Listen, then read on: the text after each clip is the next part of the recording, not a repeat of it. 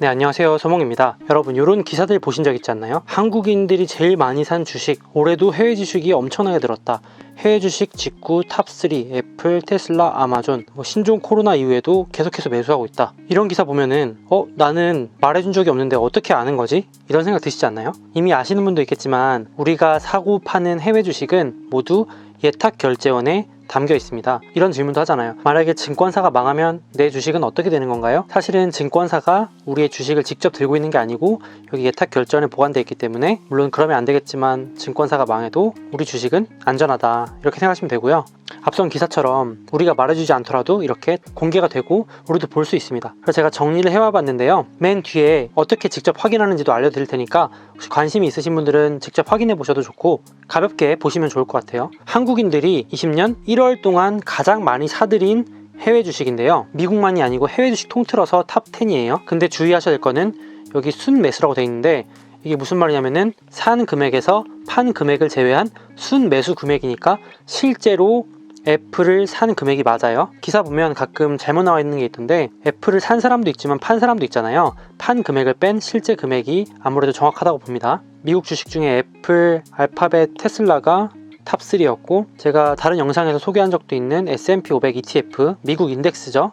IVV를 되게 많이 사고 있네요. 그리고 홍콩의 전자상거래 기업, 중국판 아마존이라고 불리는 알리바바도 많이 사들이고 있고, 대표 기술 ETF, 요건 아직 소개 안 했는데 XLK도 엄청 사들이고 있네요. 그리고 개별 종목으로는 반도체 기업 중에 하나인 AMD, 인텔이나 엔비디아 경쟁사죠. 이것도 많이 사들이는 게 보여지네요. 이렇게 큰 우량주, 누구나 알만한 주식들도 2019년부터 현재까지 어마어마하게 오르고 있습니다. 테슬라는 지금 거의 폭등 수준이고요. 친숙한 우량 기업들로도 이렇게 수익률이 꾸준히 잘 나온다. 그래서 잠깐 정리해보면은 최근에 테슬라 때문일 수도 있겠지만 전기차 ETF나 테슬라, 그리고 기술주, 반도체, 애플, 이렇게 세트. 최근에 중국이 많이 빠지니까 중국 인덱스나 알리바바 이런 식으로 좀 테마가 형성돼서 많은 금액들이 이렇게 들어오고 있는 것 같아요. 그러면 1월 달에 뭘 샀는지는 유행 따라 계속 바뀔 수 있으니까 제가 궁금했던 거는 뭘 많이 들고 있을까 직접 확인을 해봤더니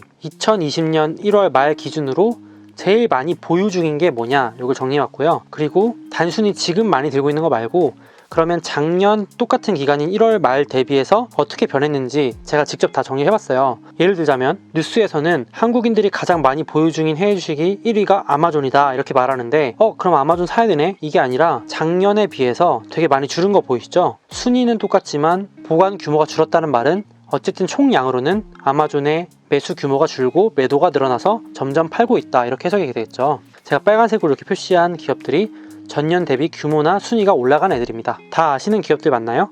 일본의 골드윈이라는 의류업체, 중국의 1등 항암제 제약바이오 기업인 항서제약, 그리고 마이크로소프트, 알파벳, 애플, 일본의 라인, 메신저, 테슬라.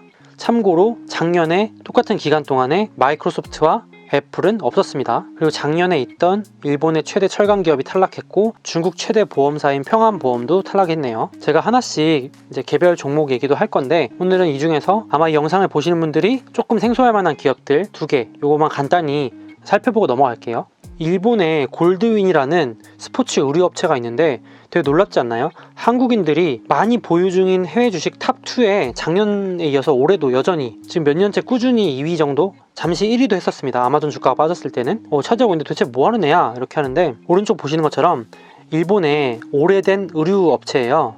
이 골드윈을 아마 소개하기 가장 쉬운 방법은 우리나라 사람 대부분은 알만한 이 노스페이스. 이 노스페이스라는 브랜드의 아시아 독점 판매권을 갖고 있죠. 그래서 이 골드윈이 우리나라의 어떤 기업과 50대 50으로 합작사를 세워서 노스페이스를 팔고 있죠.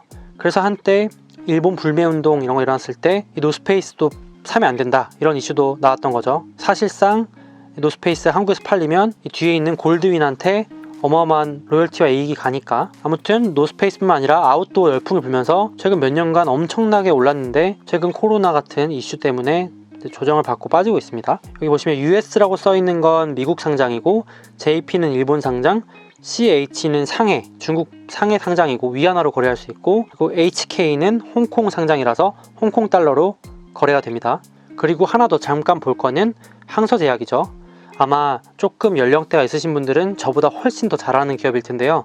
중국도 이미 노령화가 엄청 심하죠. 이슈입니다. 그래서 이미 14억 인구 중에 2억 이상이 60세 이상으로 노령화가 엄청 심하게 진행되고 있고, 이제 10년 정도 지나면 3억 4억이 60세를 넘어가는 심각한 문제를 안고 있죠. 그러다 보니까 중국도 역시 바이오 산업 키우기에 지금 올인해서 그 틈을 노려서 미국 거대 제약업체인 화이자, 중국에 뛰어들어서 1000개 신약 프로젝트 하고 있죠. 화이자뿐만 아니라 미국 및 다국적 거대 제약 바이오 기업들이 중국 시장에 지금 못 뛰어들어가서 안달입니다. 그럼 아직 중국 바이오 시장이 작다고 보고, 이게 사실상 미국보다 훨씬 커질 수 있다고 보는 거죠.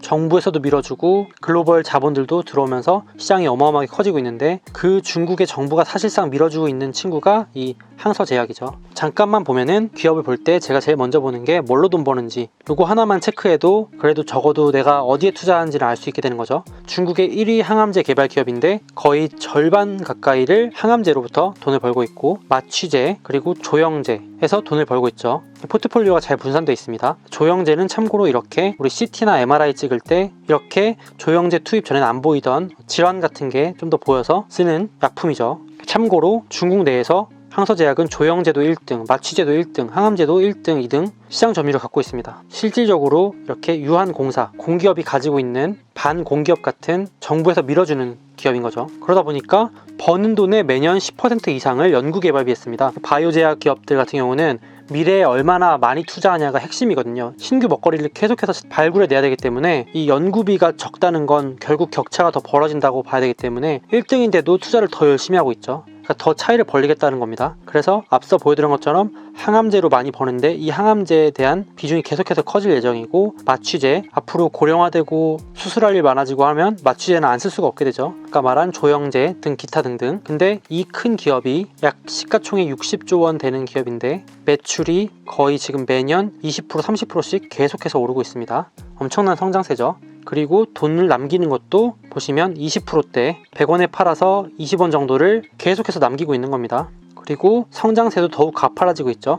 그 덕분에 한국인들이 지금 이렇게 많이 투자를 하고 있는 걸로도 보이고요. 오죽하면 중국 시장에서 항상 시장보다도 거의 3배 이상 프리미엄을 받아서 거래가 되고 있습니다.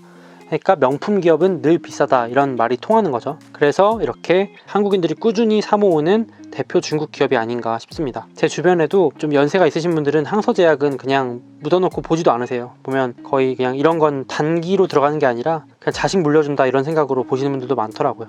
자, 그래서 오늘은 우리 한국인들이 뭘 사고 뭘 들고 있는지를 확인해 봤는데, 직접 확인해 보고 싶으신 분들은 아까 말씀드렸던 한국예탁결제원에서 운영하는 공식 포털인 세이브로에 가면 조회가 실시간으로 가능합니다. 네이버에 세이브로를 치시면 이 사이트가 나오고요. 이 사이트에 들어와서 국제 거래를 누르면 아래쪽에 외화증권 예탁결제가 보이고, 외화증권 예탁결제를 누르면 해외 주식 투자 탑 50이 보이죠. 그러면 이 화면에서 기준일을 설정해서 예전 것도 볼 수 있고, 결제 규모는 얼마나 사고 얼마나 팔았고, 그걸 계산한 순매수 금액은 얼마인지 시장별로 국가별로 다 볼 수 있습니다. 무료로 말이죠. 혹시 뭐 이런 것들 궁금하신 분들은 확인해 보시면 좋고요. 한번 궁금증 해결 차원에서 같이 한번 확인해 봤습니다. 그럼 오늘 영상은 여기까지 하고요. 다음 영상에서 뵐게요.